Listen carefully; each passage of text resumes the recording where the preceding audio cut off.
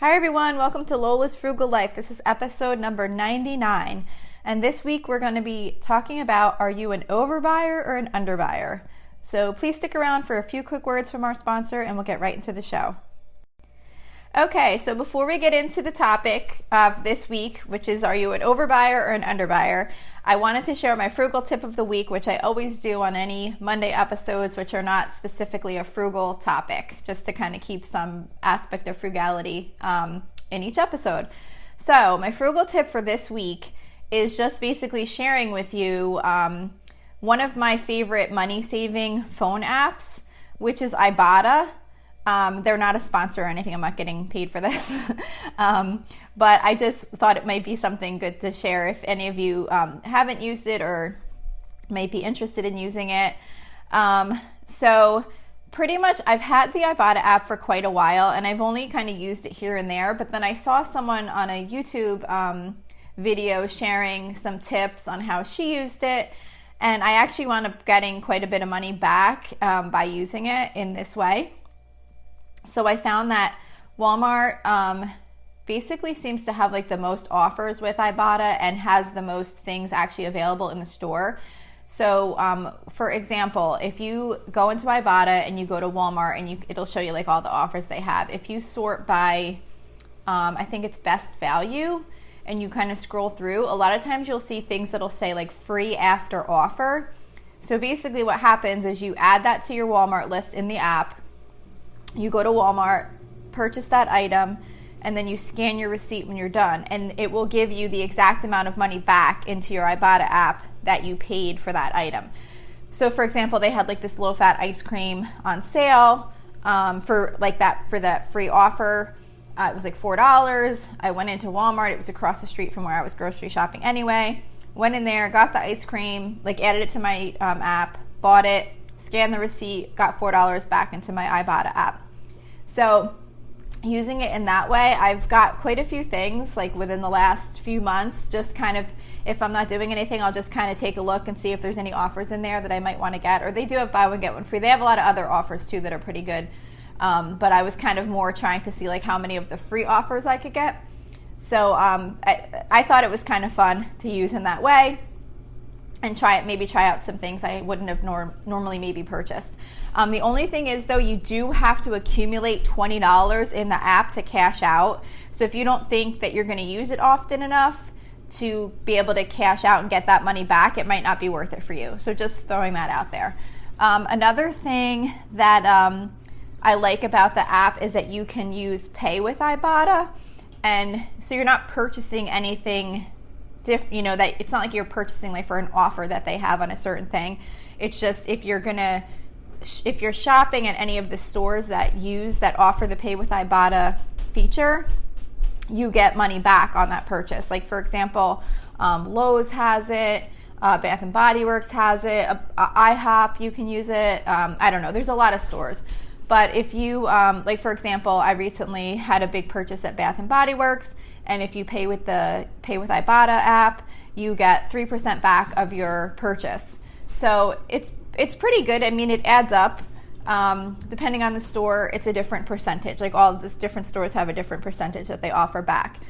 But if you're not very good with using the phone, like technical wise, or you get like kind of frustrated with using that, you might not want to do that, because how you have to do it is that when you get to the checkout, you go into Pay with Ibotta and you choose the store that you're at and you click like Pay with Ibotta. Like say if you're at Bath and Body Works, you'd go into the app, you type in Bath and Body Works, it would come up, you'd click Pay with Ibotta. And once the cashier tells you the amount of your total, you then type in that total to your app and you click Purchase Gift Card. And it basically kind of purchases like a gift card so that you can then show it to the cashier. They scan that barcode and then that's how it pays for your purchase. So like if you get like a little anxious with like waiting for the, like say if the phone connection isn't that great in the store and maybe you have to wait a little bit for it to like load up. That's happened to me before. It's usually pretty quick, but just, if you don't feel comfortable with doing things like that, it might not be for you either. But anyway, so that's that. Just wanted to share that with you. as my frugal tip of the week. So anyway, back into the actual topic for this week, which is, are you an overbuyer or an underbuyer? So I'm currently reading the book, The Happiness Project by Gretchen Rubin. And in the book, one of the concepts that she talks about, it's not like the basis of the book, it's just a very small aspect of it, but I just found it super interesting. And it's this concept of being either an overbuyer or an underbuyer, and how being either one of those to an extreme can cause stress in your life. So I thought it was really interesting, and I thought it would be a fun topic for an episode. So that's where I got this idea from. So what is an underbuyer? So an underbuyer is someone who buys as little as possible and usually waits until the last minute when things are needed before they'll buy them. They'll worry that they might waste money or time buying and storing things that they don't need. They might wait until a very cold day to go buy themselves a winter coat, even though they knew they needed a new one. And we all know that when it's cold outside and you go into the store, there are no winter coats. It's spring clothes by then. You can never buy things for the season in the season, it seems like. So those things can cause stress to an underbuyer because they're kind of waiting until it might be too late to buy the things. They might wait until there's one roll of toilet paper left before they go buy more. They might buy gas $10 at a time instead of just filling up the car, thinking it's a frugal decision because they're spending less. But I do have to say on that, although I don't think I'm an underbuyer, I have actually done that before. If I knew I had overspent somewhere else within my budget for the week and I didn't want to come in under budget, I have bought like a lower amount of gas just to keep my spending low for the week. So I thought that was kind of funny, that was like one of the examples that I had found on, an underbuyer. They also don't stock up on items when they're on sale. Even if it's something that they use like every single week, they'll just still only kind of buy just what they're going to need to get by and then purchase more once they're about to run out or they do run out. So underbuyers often feel stressed because they don't have the things they need when they need them. And they often run out last minute to grab things that they need instead of just having it on hand and, being able to buy it whenever they're free. They might have to be like, oh my gosh, I have to run out tonight, or have to run out first thing in the morning, instead of just kind of getting it whenever they were going to make their next shopping trip or whatever. So an overbuyer is someone who buys an excess of items to stock up on the things that they'll need, and sometimes even the things that they might need someday, but not necessarily need now, or might not know if they ever will need it. They might buy 10 cans of soup because it's on sale and then end up throwing several away in the future because they expired and now they can't be used. They might buy an item because they think it would make a great gift for someone, but they don't actually have anyone in particular in mind who that might be a great gift for. They're motivated by worrying that they might run out of something and not have it when they need it. So overbuyers feel stressed because they often don't have enough storage space for everything they've bought, or they can't find what they have. I totally understand that aspect of not having enough storage space. This is a minor example, but I have felt that stress. For example, if I bought too many snacks or too much cereal, then what will fit in my cabinets? When I come home from grocery shopping, and then I'm like, oh my gosh, where am I going to put this? Why'd I get so much? And, I totally understand what they mean by feeling that stress. So generally, I feel like I lean naturally more towards being an overbuyer. I don't think I'm on the extreme end of this at all, but I definitely do like to know that if we run out of, say, shampoo, that we have more in the closet. I always have like one more of things, like laundry detergent, coffee, dishwasher detergent, plastic baggies, plastic wrap, aluminum foil, like things like that. I always have one backup. I don't have like an excessive amount stored, but I always have at least one backup so that I know if we use up the one we have, there's always one more. And then as soon as I grab that one more, I put it on my list to buy another one. And I actually kind of started doing that. I don't even think I was recognizing why I was doing that, but that was kind of more for budgeting purposes, because I could then kind of buy them as I had funds available in each week, and I wasn't like, oh my gosh, I need to buy all these things right now, and maybe I didn't have enough budgeted for that week. So that was kind of like how that happened, where I always had like that one backup available.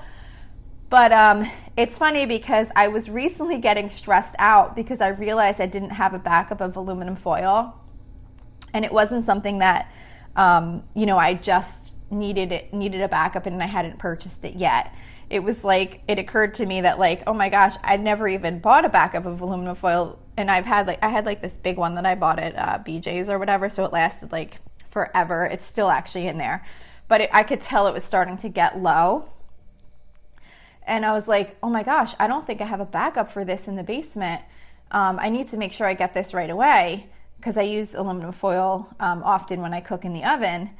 But it's funny if you think about it, because it's like, well, what would really happen if I ran out one day of aluminum foil? Like, it's not like the world was going to come to an end, but I had like this stress about like, oh my gosh, what's going to happen if I run out? I don't know. I might have to run out to Wawa real quick and buy a small amount if I really needed it for that night's dinner.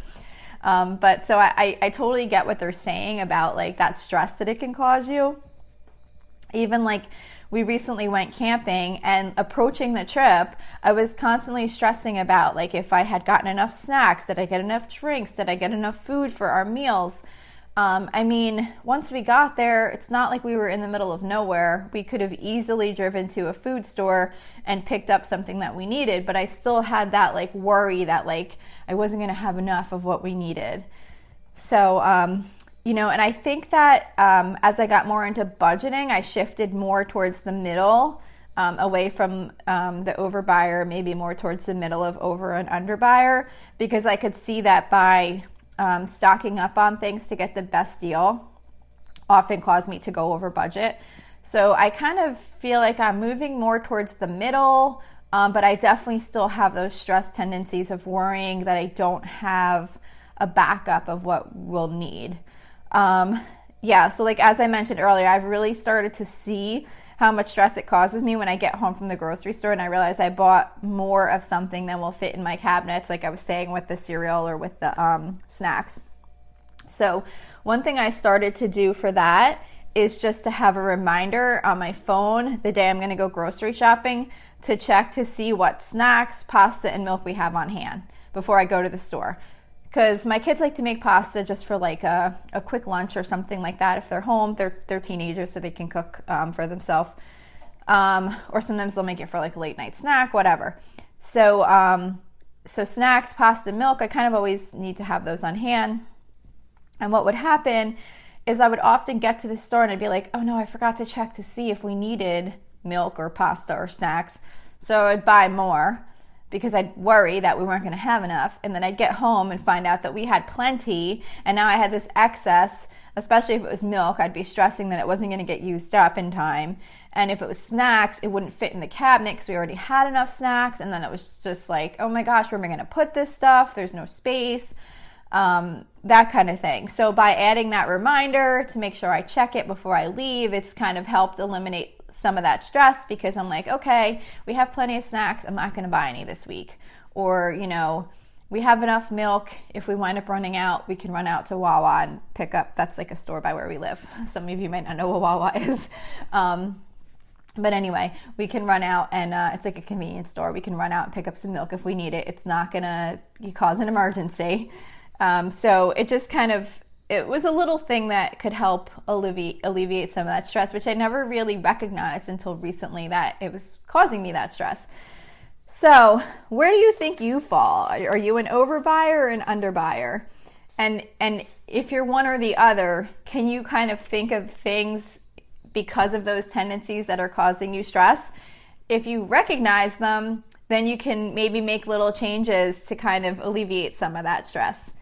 So that's it for today. I just thought it was really interesting to kind of think about yourself, because I always think that the more of these little stressors that you can find or recognize in yourself, you can take steps to make changes to eliminate some of that stress. So just think about it. The book, I'm halfway through it. I haven't finished reading it yet, but I really like the book a lot. But this was just one thing that she happened to mention that I thought was really interesting and might kind of be interesting to some people who haven't ever really thought about that before, because I hadn't before either until I read it in the book, and I was like, oh wow, that's really kind of interesting. So anyway, like I said, that's it for today. If you have any comments or you'd like to reach out to me for any reason, episode suggestions, or any type of feedback, you can message me through Facebook at facebook.com/Lola's Frugal Life. We also have a private listeners group if you're interested in joining it. You can go there.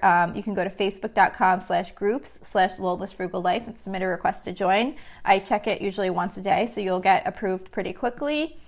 Also, if you like this show, please don't forget to subscribe. And if you're feeling up to it, it would be really appreciated if you would leave me a review. It's supposed to really help with having the show come up in more searches.